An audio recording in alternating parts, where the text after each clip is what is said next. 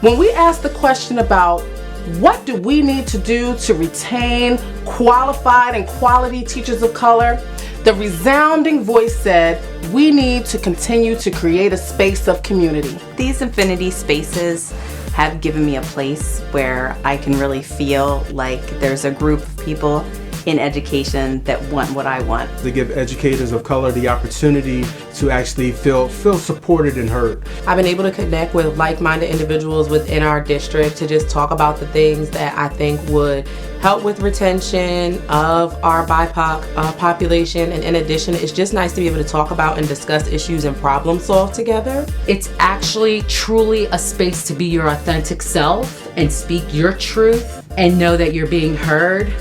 Being part of the affinity group really gave, different teachers and different people an opportunity to being vulnerable.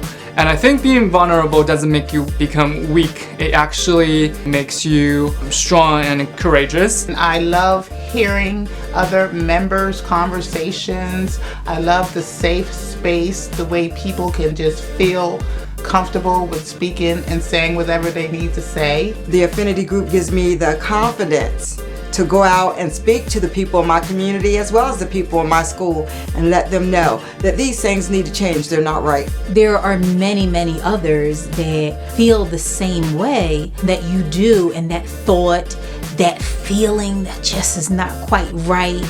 Inside of these affinity spaces, you get to learn, you get more comfortable with knowing that that thing needs voice to it, and that it actually has, that you have the opportunity to affect change in that way. There's people now that I'm able to interact with and hear different things of what's going on in their stories. I've also learned a lot from the Courageous Conversation. A courageous conversation in Red Clay is having the ability to have conversation that might be uncomfortable, but it needs to be had. Being a leader really meant to listen and to hear people with their authentic stories and their understanding of what it felt like for them to be a part of our affinity groups. And also, it really helped me to look into other spaces to support our teachers. It really points out to the fact that Red Clay is striving in the right direction for equity, for inclusion,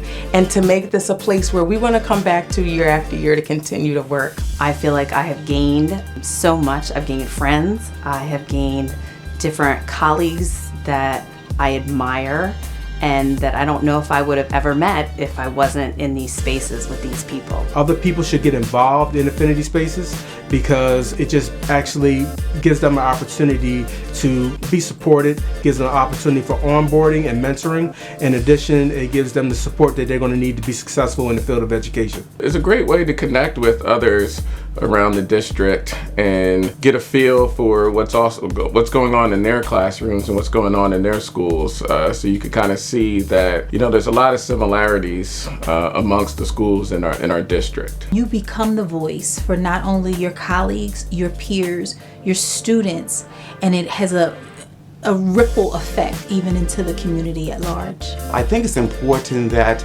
this opportunity be given to as many people as possible to have their voices heard, to know that they can definitely be a part of change in a very positive way. I think it's a good fit for Red Clay. I just wish more people would be a part of it. Others should also join affinity groups because they could find a tribe just like I did. I'm really grateful for the affinity space group, and I look forward to participating and hopefully leading in the future. Join us in our Red Clay racial affinity groups in this amazing place.